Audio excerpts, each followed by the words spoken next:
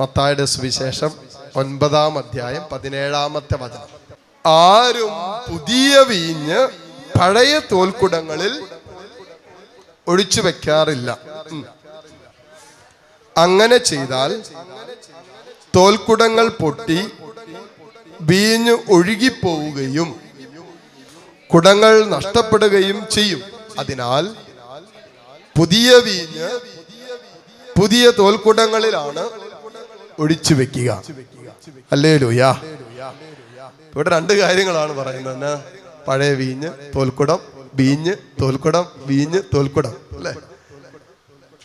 നമുക്കറിയാം ഇപ്പോഴൊക്കെ വീഞ്ഞും മുന്തിയതരം സാധനങ്ങളൊക്കെ തോൽക്കുടത്തിലല്ല, പിന്നെ എവിടെ ശേഖരിച്ച് വെക്കുന്നത്? കുപ്പിയില. അല്ലേ? നല്ല അറിവുള്ളവരാ. എല്ലാം കുപ്പിയിലാണ് ഇപ്പോൾ വയ്ക്കുന്നത്. അല്ലേ? പണ്ട് അങ്ങനെ അല്ലായിരുന്നു. അതുകൊണ്ട് നമുക്ക് ഇതിന്റെ പശ്ചാത്തലം മനസ്സിലാക്കിയാലേ ഇത് മനസ്സിലാക്കാൻ പറ്റുള്ളൂ. അന്നിങ്ങനെ തോൽക്കുടങ്ങളിലാണ് ഈ പറയുന്ന വീഞ്ഞൊക്കെ സൂക്ഷിച്ചുകൊണ്ടിരുന്നത്. ഇപ്പൊ ഇവിടെ വചനം പറയാണ്, പുതിയ വീഞ്ഞ് എവിടെ സൂക്ഷിക്കണം? എവിടെ സൂക്ഷിക്കണം? പടയിൽ സൂക്ഷിച്ചാ പോലെ. എന്താണ് വചനം എന്നാ പറയുന്നത്? പൊട്ടിപ്പോകുന്ന പറയുന്നത്. പുതിയ വീഞ്ഞ് പഴയ തോൽക്കുടങ്ങളിൽ സൂക്ഷിക്കരുത്, പഴയ വീഞ്ഞ് തോൽക്കുടങ്ങൾ തകർന്നു പോകുന്ന പറയുന്നത്.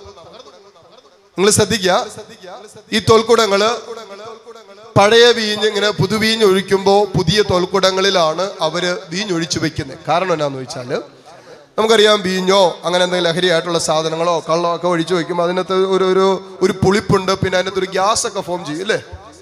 ഉണ്ടോ? ഒന്നും അറിയാത്തവരെ പോലെ ഇരിക്കും നിങ്ങൾ. ഉണ്ട്. അല്ലേ?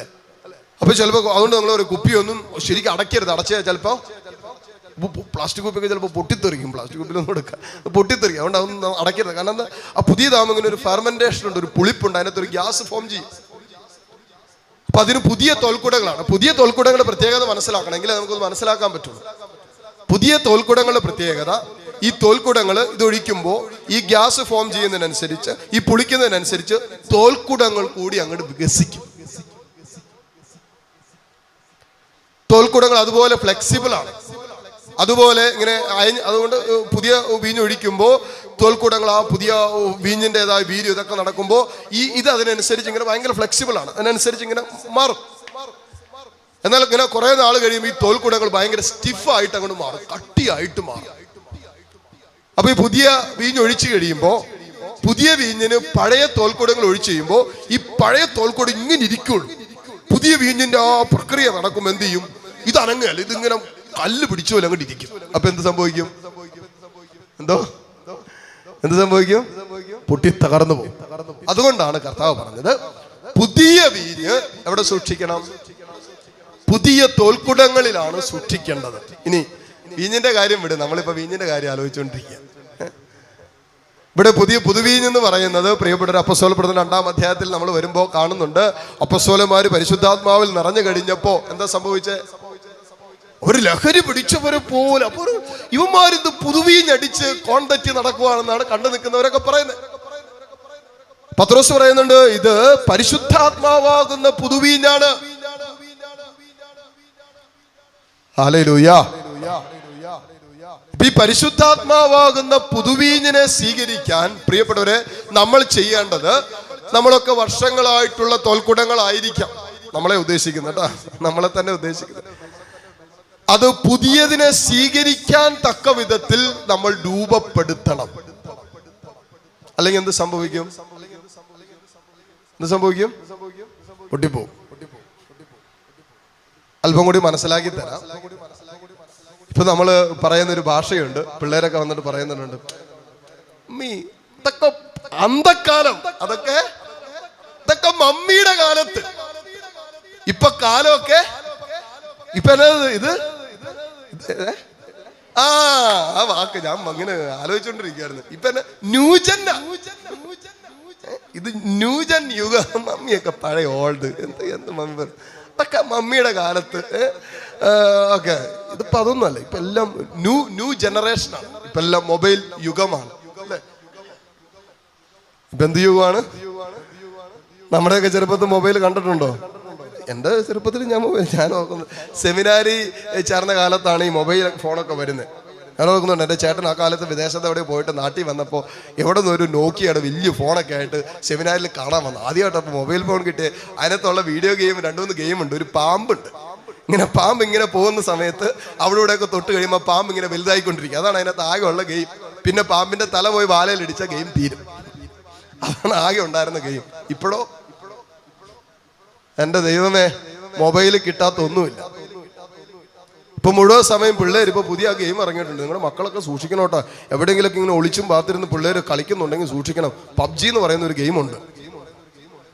എന്തോ കേട്ടിട്ടില്ല? ഇത് ന്യൂജൻ ഗെയിമാണ്. ഇത് നിങ്ങൾ എത്ര ശ്രമിച്ചാലും കളിക്കാൻ പറ്റിയല്ല. അതാണ് അതിന്റെ വേറെ പ്രശ്നം. നിങ്ങൾ എങ്ങനെ കുത്തിയിരുന്നാലും കളിക്കാൻ പറ്റില്ല. ഇത് ന്യൂജൻ ഗെയിമാണ്. അതിനകത്ത് മുഴുവൻ എനിക്കൊന്ന് വെടിവെപ്പാണ്. വെടിവെപ്പ് ഒരു സിറ്റിയോ ഏതാണ്ട് നിങ്ങൾക്ക് തരും. അതിനകത്തുള്ള സകലരെ നിങ്ങൾ വെടിവെച്ച് കൊല്ലണം. കൊല്ലുന്ന കഴിയുമ്പോൾ നിങ്ങൾ ജയിക്കും. എന്ത് നല്ല കളിയല്ലേ? എന്തോ കളിയാണ്. ഞാൻ ഏതായാലും കളിക്കാൻ പോയിട്ടില്ല. ഇവിടെ കുറെ ഈ പബ്ജി കളിച്ച് ഓഫായിട്ടുള്ള പിള്ളേരെ കൊണ്ടുവന്നു. അതുകൊണ്ട് നമുക്ക് ഇതിന്റെ വരുംവരായികൾ അറിയാം. അല്ലാതെ ഇതെന്താ കളി എന്നൊന്നും നിങ്ങൾ കൃത്യമായിട്ട് എൻ്റെ അടുത്ത് ചോദിക്കരുത്. ഒരു പയ്യനെ ക്ലാസ്സിൽ നിന്ന് വരെ സ്കൂളിൽ നിന്ന് കൊണ്ടുവന്നേക്കുക. ഇപ്പൊ അവനെ സ്കൂളിൽ വിടാൻ പറ്റുന്നില്ല. കാരണം എന്താ പറയുക, അവന് 7-ോ 8-ലോ ഒക്കെ ആയിട്ടുള്ളൂ. അവൻ അമ്മയുടെ മൊബൈലിലാണ് കളിക്കുന്നത്. വീട്ടിൽ പിന്നെ ടാബൊക്കെ ഉണ്ട്. ഇച്ചിരി സാമ്പത്തികമുള്ള കുടുംബമൊക്കെയാണ്. അപ്പോൾ വീട്ടിൽ ടാബുണ്ട്. ഒന്നില്ലെങ്കിൽ അമ്മയുടെ കിട്ടും, അല്ലെങ്കിൽ അപ്പൻ്റെ കിട്ടും, അല്ലെങ്കിൽ വീട്ടിൽ വെറുതെ വെച്ചിരിക്കുന്ന ടാബുണ്ട്. ഇത് മുഴുവൻ സമയം കളിക്കുന്ന കളിയാണ് പബ്ജി. എന്നിട്ട് ഇവൻ സ്കൂളിൽ ചെന്നിട്ട് ഇപ്പൊ ഒരു പ്രശ്നം, ഇവൻ തന്നെ വീട്ടിൽ വന്നിരിക്കുമോ. കാരണം ഇവന് സ്കൂളിൽ ചെന്നാൽ ഇവന്റെ ഏറ്റവും ഫ്രണ്ട്സിന്, അടുത്ത ഫ്രണ്ട്സിനെ കാണുമോ, ടീച്ചേഴ്സിനെ കാണുമോ, അപ്പൊ വെടിവെക്കണം, ഷൂട്ട് ചെയ്യണം. പക്ഷെ എന്നാ അവസ്ഥയാന്ന് നോക്കിക്കേ. ഇതിനെ പറയുന്ന പേരാണ് പറ ന്യൂജൻ. മനസ്സിലായില്ലേ? കണ്ടോ, ഇതാണ് ന്യൂജൻ. അവന് ഇരിക്കാൻ പറ്റുന്നില്ല, അവന് സ്കൂളിൽ പോകാൻ പറ്റുന്നില്ല. അവന് സ്കൂളിൽ ചെന്ന ഏറ്റവും ബെസ്റ്റ് ഫ്രണ്ട്സ്, അവന് ക്ലാസ്സിൽ ഇരുന്ന മുഴുവൻ സമയം അവന്റെ കൈ ഇങ്ങനെ പോവുക, വെടിവെപ്പ മുഴുവൻ സമയം. അങ്ങനെ ഇരിക്കും. അവന് കൺട്രോൾ ചെയ്യാൻ പറ്റുന്നില്ലെന്ന് പറയാം. ഇനിയിപ്പോ കൈയെല്ലാം എല്ലാം കെട്ടിയിട്ട് വല്ല ഫാനെ കെട്ടിത്തൂക്കി കുറച്ചാൾ ഇടേണ്ടി വരും. കൈ ഇങ്ങനെ പെരുപരുത്തായിരിക്കും. നമ്മുടെ പിള്ളേരെ കണ്ടിട്ടില്ലേ, ഈ മൊബൈലും കമ്പ്യൂട്ടറും ഇതൊക്കെ ആയതുകൊണ്ട് മുഴുവൻ സമയം ഇങ്ങനെ പിരുവിരിതായിരിക്കുന്നത്. ഇവിടെ വചനം പറയാണ്, പുതിയ വീഞ്ഞ് പുതിയ തോൽക്കുടങ്ങളിലാണ് ഒഴിച്ചു വെക്കേണ്ടത് എന്ന് പറഞ്ഞാൽ ഇത്രയേ ഉള്ളൂ. പരിശുദ്ധാത്മാവാകുന്ന പുതുവീഞ്ഞിന് അതിന്റെ പ്രവർത്തന ശൈലി പുതിയ കാലഘട്ടത്തിന് ചേരുന്നതാണ്. ശ്രദ്ധിക്കുക, ഈ പറയുന്ന പോലെ സാമൂഹിക മാധ്യമങ്ങളിലും സംസ്കാരത്തിലും അതോടൊപ്പം തന്നെ ആധുനിക ലോകത്തിൻ്റെതായ മാറ്റങ്ങൾ സംഭവിക്കുന്നത് പോലെ തന്നെ പരിശുദ്ധാത്മാവ് അതാത് കാലഘട്ടങ്ങളിൽ നവീകൃതമായ പുതിയതായ ചില പ്രവർത്തന ശൈലികൾ നമുക്കും നമ്മുടെ കുടുംബങ്ങൾക്കും സമൂഹത്തിനും സഭയ്ക്കുമായി തരും. അതിനെ സ്വീകരിക്കാൻ തക്ക വിധം നമ്മുടെ തോൽക്കുടങ്ങളെ നമ്മൾ പുതുക്കി പണിയണം. അതാണ് അർത്ഥം. ഹല്ലേലൂയ. ചിലപ്പോഴൊക്കെ കണ്ടിട്ടുണ്ട് ചില മാതാപിതാക്കളൊക്കെ ഒരു വിധത്തിലും സമ്മതിക്കുകയല്ല പുതിയ തോൽക്കുടങ്ങൾ പണിയാൻ. അങ്ങനെ തന്നെ ഭയങ്കര ഇഷ്ടം. എനിക്ക് ചില സമയത്തൊക്കെ ഈ മക്കളൊക്കെ ചിലപ്പോൾ വിദേശത്ത് സെറ്റിലായവരായിരിക്കാം, അല്ലെങ്കിൽ നല്ലൊന്നാന്തരം പേരെ 2 നില വീടൊക്കെ വെച്ച് അപ്പുറത്തേക്ക് മാറിയതായിരിക്കാം. ഇപ്പൊ ഈ അപ്പനും അമ്മയ്ക്കൊക്കെ വേണ്ടിയിട്ടൊക്കെയാണ് അവർക്ക് ഇങ്ങനെ നല്ലൊരു വീടൊക്കെ പണിയണമെന്നൊക്കെ ആഗ്രഹിച്ച് പണ്ട് മുതലേ പഴയൊരു വീട്ടിൽ കിടക്കുന്നതാണ്. അതുകൊണ്ട് ഭയങ്കര ഒരു ആഗ്രഹമായിരുന്നു ഒരു പുതിയൊരു വീടൊക്കെ വെക്കണം. അങ്ങനെ മക്കൾ കഷ്ടപ്പെട്ട് അധ്വാനിച്ച് ഒരു നല്ലൊരു വീടൊക്കെ വെച്ചിട്ട് അപ്പനെ വന്ന് വിളിക്കും, അമ്മയെ വന്ന് വിളിക്കുമ്പോൾ നമുക്കിനി അവിടെ താമസിക്കാം. ഇവിടെ നിന്ന് ഞാൻ എങ്ങോട്ടും കണ്ടിട്ടുണ്ടോ? അങ്ങനെയുള്ള സാധനങ്ങളെ കണ്ടിട്ടുണ്ടോ? പോവുകയല്ല. സ്ഥലത്തോടാ ചിലവർക്ക് പ്രേമം, വീടിനോടാ ചിലർക്ക് പ്രേമം. ശ്രദ്ധിച്ചിട്ടുണ്ടോ? വീടിനോട് സ്ഥലത്തോടൊക്കെ ചിലർക്ക് ഇങ്ങനെ കെട്ടിത്തൂങ്ങി കിടക്കുള്ളൂ. മകൻ അവിടെ താമസിക്കുന്നു, കൊച്ചുമക്കൾ അവിടെയുണ്ട്, എല്ലാവരും കൂടി അവിടെ താമസിക്കുന്നുണ്ട്. കണ്ടോ, ഇത് ഈ പഴയ തോൽക്കുടത്തിൽ അവിടെ പുതുവീഞ്ഞൊഴിക്കുമ്പോൾ തകർന്നു പോകും മറ്റുള്ളവർക്ക്. അതുകൊണ്ടാണ് പരിശുദ്ധാത്മാവാകുന്ന പുതുവീഞ്ഞ് നമ്മളിലേക്ക് വരുമ്പോൾ പ്രിയപ്പെട്ടവരെ സംഭവിക്കുന്നത് എന്താണെന്ന് വെച്ചാൽ പുതിയ തോൽക്കുടങ്ങൾ നമ്മൾ രൂപപ്പെടും. എന്ന് പറഞ്ഞാൽ വളരെ ഫ്ലെക്സിബിൾ ആയിട്ടുള്ളത്, എല്ലാറ്റിനെയും സ്വീകരിക്കാൻ പറ്റുന്നത്, എല്ലാ സാഹചര്യങ്ങളോടും താതാത്മ്യപ്പെടുത്താൻ പറ്റുന്നത്, എല്ലാ സാഹചര്യങ്ങൾക്കോടും ഇഴകിച്ചേരാൻ പറ്റുന്ന ഒരു പുതുവീഞ്ഞാകുന്ന പുതുവീഞ്ഞിനെ സ്വീകരിക്കാൻ പറ്റുന്ന പുതിയ തോൽക്കുടങ്ങൾ നമ്മൾ രൂപപ്പെടുത്തണം. ഹല്ലേലൂയ. ഇതില്ലാത്തത് കൊണ്ട് തന്നെ ഞാൻ ഓർക്കാം, ഇപ്പൊ കാലം മാറി, നമ്മളത് മനസ്സിലാക്കണം. പ്രത്യേകിച്ച് മാതാപിതാക്കൾ മനസ്സിലാക്കണം, പഴയ കാലമല്ല, ഇത് പുതിയ കാലമാണ്. പണ്ടൊക്കെ നിങ്ങൾ തീരുമാനിക്കും, മക്കൾ അനുസരിക്കും, അല്ലേ? അങ്ങനെയല്ലായിരുന്നോ പണ്ടൊക്കെ? അപ്പനും അമ്മയും പറഞ്ഞ അത്രേ ഉള്ളൂ. ഇപ്പൊ മക്കൾ ചോദിക്കും എന്തിനാ അത്? പണ്ട് പറയും രാവിലെ എഴുന്നേറ്റ് പള്ളി പൊക്കോളണം. ഇപ്പൊ മക്കൾ ചോദിക്കും എന്തിനാ പള്ളിയിൽ പോകുന്നത് ചോദിക്കും. പണ്ടൊക്കെ 7 മണിക്ക് കുരിശുമണി അടിക്കുമ്പോ പഴയത് കളയണോന്നല്ല ടച്ചൻ പറയും, തെറ്റിദ്ധരിക്കരുത്. പഴയത് കളയണോന്നോ പഴയത് നഷ്ടപ്പെടുത്തണോന്നല്ല, പഴയതിൻ്റെ കൂടെ തന്നെ പരിശുദ്ധാത്മാവിന്റെ നവീനമായ പ്രവർത്തനത്തിന് നമ്മുടെ പഴയ തോൽക്കുടങ്ങളെ നമ്മൾ നവീകരിക്കണം. പുതിയ തോൽക്കുടത്തിനെ പുതിയതിനൊക്കെ സ്വീകരിക്കാൻ പറ്റും. സന്ധ്യാപ്രാർത്ഥന 7 മണിക്ക് സന്ധ്യാപ്രാർത്ഥന ചെല്ലണമെന്ന് പറഞ്ഞിട്ടുണ്ട്. എല്ലാവരും വരും. ഇന്നിപ്പോഴോ ആര് വരാൻ? പറയുന്ന ആള് മാത്രം ഉണ്ടാവും, അല്ലേ? അതവസ്ഥ. പക്ഷേ ഇത് പ്രിയപ്പെട്ടവരെ നമ്മൾ ശ്രദ്ധിക്കണം. ചിലപ്പോൾ നമ്മുടെ പഴയ ചില പിടിവാശികളുണ്ട്. അതെ, 7 മണിക്ക് തന്നെ ചെല്ലണം. ഇത് പഴയ തോൽക്കൂടത്തിന്റെ കാര്യം പറയുന്നത്. 7 മണിക്ക് തന്നെ ചെല്ലണം. അപ്പൊ ഞാൻ ജോലി കഴിഞ്ഞ് വരും 8 മണിയാവൂലേ? അതൊന്നും പറഞ്ഞാൽ പറ്റിയല്ല. 7 മണിക്ക് തന്നെ ചെല്ലണം. പിന്നെ നിങ്ങൾ ചെല്ലിക്കും. എനിക്ക് ജോലി കഴിഞ്ഞ് 8 മണിക്ക് വരാൻ പറ്റുള്ളൂ. ഇത്ര യാത്ര ചെയ്തല്ലേ വരുന്നേ, നമുക്ക് 8 മണിക്ക് ആക്കിക്കൂടെ? ഇല്ല, 7 മണിക്ക് സന്ധ്യാപ്രാർത്ഥന ചൊല്ലണം. എന്നാ നിങ്ങൾ ചെല്ലിക്കോ? അതല്ലേ മകന് പറയാൻ പറ്റൂ? ആണോ അല്ലയോ? പറയാം. ഇപ്പൊ നമ്മൾ ഫ്ലെക്സിബിൾ അല്ല. നമ്മൾ ഒരു വിധത്തിലും ഒന്ന് ഫ്ലെക്സിബിൾ ആയിട്ട് ഒന്ന് അയയാനായിട്ട് തയ്യാറാകുന്നില്ല. എനിക്കറിയാം എത്രയോ കുടുംബങ്ങൾ, പ്രിയപ്പെട്ടവരെ, വൈകിട്ട് സന്ധ്യാപ്രാർത്ഥന പറ്റില്ല. അപ്പം ജോലി കഴിഞ്ഞ് 10:30 വരും. മകൻ വരുമ്പോൾ ചിലപ്പോൾ 11 മണിയാവും. ചിലപ്പോ എല്ലാവരോടും ഒരുമിച്ച് വരുമ്പോ ബാക്കിയുള്ള ചെറുത് സാധനങ്ങളൊക്കെ കടന്നുറങ്ങി കാണും, 2 ഉറക്കം കഴിഞ്ഞ് കാണും. അപ്പൊ ഈ സന്ധ്യാപ്രാർത്ഥന പറ്റില്ല. അതുകൊണ്ട് ഇവർ ചെയ്തേക്കണെന്നറിയാവോ? രാവിലെ 5:30 ആവും എഴുന്നേക്കും. രാവിലെ 5:30 എഴുന്നേറ്റിട്ട് 5:30 മുതൽ 6:15 വരെ ഇവരുടെ ഭവനത്തിലെ കർത്താവിനെ വിളിക്കുന്ന സമയമാ. വീട്ടിൽ ഒരുമിച്ചിരുന്ന് കുടുംബ പ്രാർത്ഥന ചൊല്ലുന്ന സമയമാണ് രാവിലെ 5:30 മുതൽ 6:15 വരെയുള്ള സമയം. പഴയ തോൽക്കൂടങ്ങളെ നവീകരിച്ചു, പുതിയതിനെ സ്വീകരിക്കാൻ തയ്യാറായി. ശ്രമം പറഞ്ഞ ഹല്ലേലൂയ. മാതാപിതാക്കൾ പറഞ്ഞാൽ നമുക്ക് വേറൊരു സമയം, നിങ്ങൾക്ക് എല്ലാവർക്കും കൂടി പറ്റുന്ന ഒരു സമയം ക്രമീകരിക്കാം. അങ്ങനെയല്ലേ നമ്മൾ ചെയ്യേണ്ടത്? ഇത് ചിലവരങ്ങനെ ഇല്ല, ഇത് പറ്റില്ല, ഞാനിവിടെ കിടക്കുള്ളൂ, ചത്താലും ഞാൻ വരികയില്ല അല്ലേ? ഇതേ പറ്റൂ, ഇതേ നടക്കൂ, ഇവിടെ ഇതേ നടക്കൂ, ഇവിടെ ഇതേ. എന്തിനെങ്ങനെ നടത്തിയിട്ട്? സ്നേഹം മുഴുവൻ നഷ്ടപ്പെടുത്തിയിട്ട് നമ്മൾ അതുപോലെ അയയാനും വിട്ടുകൊടുക്കാൻ അതുകൊണ്ടാണ് പ്രിയപ്പെട്ടവരെ, നമ്മൾ ചില കാര്യങ്ങളൊക്കെ കുടുംബമായിട്ട് ഒരുമിച്ചിരുന്ന് തീരുമാനങ്ങൾ എടുക്കണം. അതിൽ ഏറ്റവും പ്രധാനപ്പെട്ട ഒരു വിഷയമാണ് കുടുംബത്തിൽ ഒരുമിച്ച് എല്ലാവരും കൂടി ഇരുന്ന് എപ്പോൾ പ്രാർത്ഥിക്കാൻ പറ്റും, അത് നിങ്ങൾ തീരുമാനിക്കണം. അതിപ്പോ രാത്രി 12 മണിക്കായാലും തമ്പുരാന് കുഴപ്പമില്ല. കർത്താവ് സമയത്തിനും കാലത്തിനും അധീനനാണ്. ഹല്ലേലൂയ. അതിപ്പോ രാത്രി 1 മണിക്കാണേലും വെളുപ്പിന് 3 മണിക്കാണെങ്കിലും ഉച്ചയ്ക്ക് 2 മണിക്കാണെങ്കിലും രാത്രി 7 മണിക്കാണെങ്കിലും തമ്പുരാൻ അതിന്റെ പേരിൽ ഒരു പ്രശ്നവും ഇല്ല. പക്ഷെ ഒരു കാര്യം നമ്മൾ നിർബന്ധമാക്കണം, വീട്ടിൽ ദൈവത്തെ വിളിക്കുന്ന സമയം നഷ്ടപ്പെടുത്തരുത്.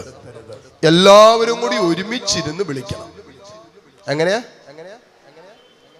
ഒരാൾ തെക്കോട്ടും, ഒരാൾ വടക്കോട്ടും, ഒരാൾ പടിഞ്ഞാറോട്ടും, അങ്ങനെയല്ല. എല്ലാവരും കൂടി ഒരുമിച്ചിരുന്നു ഒരേ ഹൃദയത്തോടെ, ഒരേ ഐക്യത്തോടെ, അപ്പസ്തോല പ്രവർത്തനങ്ങൾ എഴുതി വെച്ചിരിക്കുന്ന ഒരേ മനസ്സോടെ, ഹൃദയത്തോടെ ദൈവത്തെ വിളിച്ചപ്പോൾ തന്റെ വാഗ്ദാനമായ പരിശുദ്ധാത്മാവിനെ അവരിലേക്ക് ദൈവം വർഷിച്ചു, പുതുവീഞ്ഞ് നൽകി. എന്തേ നല്ല വീഞ്ഞ് ഇതുവരെ കാത്തു സൂക്ഷിച്ചു വെച്ചു. പരിശുദ്ധ അമ്മയുടെ മാധ്യസ്ഥത്തിൽ സംഭവിച്ചത് ആ പുതുവീഞ്ഞിന്റെ അനുഭവമാണ്. അമ്മയുടെ മാധ്യസ്ഥം തേടി നമ്മുടെ കുടുംബങ്ങളിൽ സന്ധ്യാപ്രാർത്ഥനയോ ഏത് സമയത്ത് പ്രാർത്ഥിക്കുമ്പോഴും ദൈവത്തെ വിളിക്കുമ്പോഴും സംഭവിക്കുന്നത് നഷ്ടപ്പെട്ടു പോകുന്ന പുതുവീഞ്ഞിന്റെ അനുഭവത്തിലേക്ക് ദൈവസ്നേഹം ഒഴുകുക. അവിടെ ഒരു പുതുവീഞ്ഞുണ്ടാകുകയാണ്. പുതിയ തോൽക്കുടങ്ങൾ രൂപം കൊള്ളാൻ നമ്മൾ അനുവദിക്കണം. സ്വരമെടുത്ത് പറ ഹല്ലേലൂയാ, ഹല്ലേലൂയാ.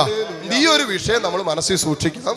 നിങ്ങൾ എപ്പോൾ പ്രാർത്ഥിച്ചാലും കുഴപ്പമില്ല, പക്ഷേ കുടുംബത്തിൽ അപ്പനും അമ്മയും മകനും മകളും ആരൊക്കെ ഉണ്ടോ അവരെല്ലാവരും കൂടി ഒരുമിച്ചിരുന്ന് പ്രാർത്ഥിക്കുന്ന അവസ്ഥയാണ്. കഴിഞ്ഞ ദിവസം അമ്മിച്ച് വന്നിട്ട് പറഞ്ഞു, അച്ഛാ ഇപ്പൊ സന്ധ്യാപ്രാർത്ഥനയ്ക്ക് ഞാനും വീട്ടിലെ പിങ്കി പട്ടിക്കുട്ടിയും കൂടി ഉള്ളൂ.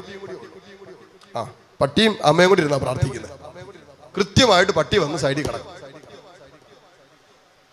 പട്ടി വളരെ പ്രാർത്ഥനയുടെ സമയത്തൊന്നും ഒരു പ്രശ്നമില്ല, കൈ കൂപ്പിയൊന്നും പിടിക്കുകയല്ലെന്നുള്ളൂ. കൈയൊക്കെ ഇങ്ങനെ അങ്ങോട്ട് വെക്കും, കൈ ഇങ്ങനെ സ്ട്രെയിറ്റ് ആയിട്ട് വെച്ച് വളരെ ശാന്തമായിട്ട്. കുടുംബത്തിൽ നിങ്ങൾ ഇന്ന് ഈ വചനം കേട്ട് തിരിച്ചു പോകുമ്പോൾ ഈ ഒരു കാര്യം നിങ്ങൾ ഉറപ്പിച്ചിട്ടേ പോകാവൂ. ഇനിയിപ്പോ ജീവിത പങ്കാളി വരുന്നില്ല, എന്ത് ചെയ്യും? എന്നാ ചെയ്യും? ആശയക്കുഴപ്പമായല്ലോ. മക്കള് വിളിച്ചാ വരികയല്ല, ഇനിയിപ്പോ എന്നാ ചെയ്യും? നമുക്ക് തല്ലിക്കൂടെ നിർത്താൻ പറ്റുമോ? അങ്ങനെ ഇരുത്തിയിട്ട് എന്ത് കാര്യമുണ്ട്? ഒരു കാര്യമില്ല അല്ലേ? അങ്ങനെ ഇരുത്തിയിട്ട് ഒരു കാര്യമില്ല. ഇപ്പൊ എന്ത് ചെയ്യണം പറ? നമ്മൾ ചെയ്യേണ്ട ഒറ്റ കാര്യമുള്ളൂ, അവരെയും കൂടി ചേർത്ത് വെച്ചിട്ട് അവര് പ്രാർത്ഥിക്കേണ്ടത് കൂടി ആ അഭാവം, ആ ശൂന്യതയുണ്ടല്ലോ, നീ നികത്തണം. ഹല്ലേലൂയ. എത്ര പേർക്ക് എനിക്ക് മനസ്സിലാകുന്നുണ്ടെന്ന് അറിയില്ല. നിങ്ങൾ ഇങ്ങനെ ഒന്ന് ചിന്തിച്ചേ. വീട്ടില് വിശുദ്ധ കുർബാനയ്ക്ക് പോകാത്ത ജീവിത പങ്കാളിയാണെന്ന് കരുതുക. വീട്ടിൽ കുമ്പസാരിക്കാത്ത ജീവിത പങ്കാളിയാണെന്ന് കരുതുക. നീ എത്ര പറഞ്ഞാലും എത്ര നിർബന്ധിച്ചാലും കുമ്പസാരിക്കാനോ വിശുദ്ധ കുർബാനയ്ക്ക് പോകാനോ വിമുഖത കാണിക്കുന്ന വ്യക്തിയാണെന്ന് കരുതുക. അത് നികത്താൻ എന്ത് ചെയ്യണമെന്ന് ചോദിച്ചാൽ ഓട്ടോമാറ്റിക് ആയിട്ട് നിങ്ങൾ ശ്രദ്ധിക്കുക. ഓരോ വിശുദ്ധ കുർബാന അർപ്പണത്തിലും ഇങ്ങനെ കൃപ കൊണ്ട് നിറയുകയാണെന്ന് വിചാരിക്കുക. അപ്പൊ ആഴ്ചയിൽ ഒരിക്കൽ നിങ്ങൾ പൊക്കൊണ്ടിരുന്നു, കൃപ നിറയുന്നു എല്ലാവരോടും. ഇപ്പോ ജീവിത പങ്കാളി പള്ളിയിൽ പോക്ക് നിർത്തി, അപ്പൊ ആകെ നീ മാത്രമേ പോകുന്നുള്ളൂ. ഇപ്പൊ ജീവിത പങ്കാളി പോകുന്നില്ല, അപ്പൊ അതിന്റെ ഒരു ശൂന്യത അവിടെ ഉണ്ട്. അത് നികത്താൻ ജീവിത പങ്കാളിക്ക് വേണ്ടി എന്ത് ചെയ്യണം? നീ വിശുദ്ധ കുർബാനയ്ക്ക് പോകണം, നീ കുമ്പസാരിക്കണം, നീ വിശുദ്ധ ജീവിതം നയിക്കണം. എന്താണോ നീ നിന്റെ ജീവിത പങ്കാളിയിൽ നിന്നും മക്കളിൽ നിന്നും നീ ആഗ്രഹിക്കുന്നത്, അത് അവർക്ക് വേണ്ടി നീ ചെയ്യണം. ഹല്ലേലൂയ. ഇപ്പൊ ദൈവത്തെ ആരാധിക്കാൻ അപ്പന് ഇഷ്ടമില്ല, അമ്മയ്ക്ക് ഇഷ്ടമില്ല, ദൈവത്തെ സ്തുതിക്കുന്നു, ദൈവത്തെ ആരാധിക്കുന്നു എന്നും വീട്ടുകാർക്ക് താല്പര്യമില്ല. നോ പ്രോബ്ലം, വിട്ടേര്. നീ ദൈവത്തെ ആരാധിക്കാൻ വരുമ്പോ, നീ പ്രാർത്ഥിക്കാൻ വരുമ്പോ, നീ നിനക്ക് വേണ്ടി മാത്രമല്ല, എന്റെ പ്രാർത്ഥിക്കാൻ മറന്നുപോയ, സ്തുതിക്കാൻ മറന്നുപോയ, ഇന്നലകളിൽ സ്തുതിക്കാതിരുന്ന എന്റെ ജീവിത പങ്കാളിക്ക് വേണ്ടി കൂടി ഞാൻ ദൈവത്തെ ആരാധിക്കുന്നു, ഞാൻ ദൈവത്തെ സ്തുതിക്കുന്നു, ഞാൻ ദൈവത്തെ മഹത്വപ്പെടുത്തുന്നു. ഹല്ലേലൂയ. അല്ലെങ്കിൽ അങ്ങനെയുള്ളൊരു അന്തരീക്ഷത്തിലല്ല എന്ന് രോഗമായിട്ട് രോഗം ബാധിച്ച് കിടക്കുന്നു, അസ്വസ്ഥപ്പെട്ട് കിടക്കുന്നു, എൻ്റെ ജീവിത പങ്കാളിക്ക് പ്രാർത്ഥിക്കാൻ പറ്റുന്നില്ല, എൻ്റെ ജീവിത പങ്കാളിക്ക് മുട്ടുകുത്താൻ പറ്റുന്നില്ല, എൻ്റെ ജീവിത പങ്കാളിക്ക് സഹനം എടുത്ത് പ്രാർത്ഥിക്കാൻ പറ്റുന്നില്ല. No problem. അവന്റെയും അവളുടെയും സഹനം കൂടി ഞാൻ എൻ്റെ ശരീരത്തിലെടുത്തിട്ട് ഞാൻ അവർക്ക് വേണ്ടി പ്രാർത്ഥിക്കുന്നു. ഹല്ലേലൂയ. സ്വരമെടുത്ത് പറഞ്ഞേ ഹല്ലേലൂയ. വലതുമെടുത്ത് പറഞ്ഞേ ഹല്ലേലൂയ. എന്ന് പറഞ്ഞാൽ ഇത് നമ്മൾ നികത്തണം, നമ്മൾ നികത്തണം അല്ലെ? വീട്ടിലൊരു കുഴിയൊക്കെ പോകുന്ന വഴിക്ക് എവിടെയെങ്കിലൊക്കെ ഒരു കുഴി ഉണ്ടെങ്കിൽ നടക്കുന്ന പാതയിൽ നമ്മൾ എന്ത് ചെയ്യും? പെട്ടെന്ന് മണ്ണൊക്കെ വലിച്ചിട്ട് നമ്മൾ നികത്തും. എന്തിനാ? തട്ടി വീഴാതിരിക്കുക എന്ന് പറയുന്ന പോലെ കുടുംബത്തിൽ ആത്മീയ ശൂന്യത വരുമ്പോ, ആത്മീയമായ കുഴികൾ രൂപപ്പെടുമ്പോ, എൻ്റെ കുടുംബാംഗങ്ങൾ ആരെങ്കിലും ആത്മീയ കാര്യങ്ങളോട് വിമുഖത കാണിച്ച് താല്പര്യമില്ലാതെ മാറി നിൽക്കുമ്പോ, ആ ശൂന്യത നികത്താൻ നിന്റെ ഉത്തരവാദിത്തമാണെന്ന് തിരിച്ചറിഞ്ഞിട്ട് അവൻ പ്രാർത്ഥിക്കാത്ത നിമിഷങ്ങളിലും അവന് വേണ്ടി പ്രാർത്ഥിച്ചും, അവൻ പ്രാർത്ഥിക്കേണ്ട നിമിഷങ്ങളിൽ, പ്രാർത്ഥിക്കാത്ത സാഹചര്യങ്ങളിലും അവന്റെ സ്ഥാനം നീ എടുത്ത് അവന് വേണ്ടി ദൈവസന്നിധിയിൽ പ്രാർത്ഥിക്കുക, അവൾക്ക് വേണ്ടി പ്രാർത്ഥിക്കുക. അച്ഛൻ പറഞ്ഞു മനസ്സിലായോ? ദൈവമേ, ഇനി എങ്ങനെ മനസ്സിലാക്കി തരുമെന്ന് അറിയില്ല. ഹല്ലേലൂയ. ഇപ്പൊ എന്റെ ജീവിത പങ്കാളി ബൈബിൾ ഒന്നും വായിക്കില്ല, ബൈബിൾ തൊടുപോലുമില്ല. ഇപ്പൊ ഞാൻ തീരുമാനം എടുത്തു, ഇന്നു മുതൽ എല്ലാ ദിവസവും 2 ചാപ്റ്റർ ബൈബിൾ വായിക്കുന്നു. ഇത് എന്റെ തീരുമാനം, എന്റെ ആത്മരക്ഷയ്ക്ക്, എന്റെ ആത്മാവിന്റെ വിശുദ്ധീകരണത്തിന് വേണ്ടിയിട്ട് എടുത്ത തീരുമാനമാണ്. എന്ത്? 2 അധ്യായം ഞാൻ എല്ലാ ദിവസവും വായിക്കും. അങ്ങനെ നിൽക്കുമ്പോഴേ ഞാൻ മനസ്സിലാക്കുവാണ്, എന്റെ ജീവിത പങ്കാളി ബൈബിള് തൊടുപോലുമില്ല. മക്കള് 3 എണ്ണം ഉണ്ട്, 2 എണ്ണമൊക്കെ ബൈബിളൊക്കെ വായിക്കും, ഒരെണ്ണത്തിന് ഇങ്ങനെയുള്ള കാര്യങ്ങൾക്ക് ഒരു താല്പര്യമില്ല. അപ്പൊ പിറ്റേ ദിവസം ഞാൻ പുതിയൊരു തീരുമാനം എടുത്തു. എന്താണ് ആ തീരുമാനം? പറ, മനസ്സിലായി നോക്കട്ടെ. എന്തോ? അപ്പൊ എത്ര അധ്യായം വായിക്കും? ഓ ദൈവമേ സ്തോത്രം, കുറച്ച് പേർക്കെങ്കിലും മനസ്സിലുണ്ട്. അപ്പൊ നാളെ മുതൽ ഞാൻ എത്ര അധ്യായം വായിക്കും? 6 അധ്യായം ഞാൻ വായിക്കും. രണ്ടെണ്ണാർക്ക് വേണ്ടി.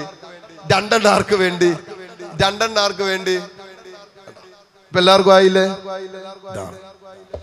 ഒരു ശൂന്യത വീട്ടിൽ ഉണ്ടാകരുത്. അപ്പനില്ലേ? അപ്പൻ പ്രാർത്ഥിക്കുന്നില്ലേ? കുഴപ്പമില്ല, അപ്പന് വേണ്ടി കൂടി ഞാൻ പ്രാർത്ഥിക്കുക. മക്കള് പ്രാർത്ഥിക്കുന്നില്ലേ? നോ പ്രോബ്ലം, മക്കൾക്ക് വേണ്ടി ഞാൻ പ്രാർത്ഥിക്കുക. എന്റെ ജീവിതം ഭാര്യ പ്രാർത്ഥിക്കുന്നില്ലേ? കുഴപ്പമില്ല, ഭാര്യയ്ക്ക് വേണ്ടി കൂടി അച്ഛൻ ഞാൻ പ്രാർത്ഥിക്കുക. എന്റെ ഭർത്താവ് പ്രാർത്ഥിക്കുന്നില്ലേ? കുഴപ്പമില്ല, ഭർത്താവിന് വേണ്ടി കൂടി ഞാൻ പ്രാർത്ഥിക്കുന്നുണ്ട്. എന്റെ അപ്പൻ അമ്മയും പ്രാർത്ഥിക്കുന്നില്ലേ? കുഴപ്പമില്ല, അവർക്ക് വേണ്ടി കൂടി അച്ഛൻ ഞാൻ പ്രാർത്ഥിക്കുന്നുണ്ട്. കണ്ടോ? ഹല്ലേലൂയ.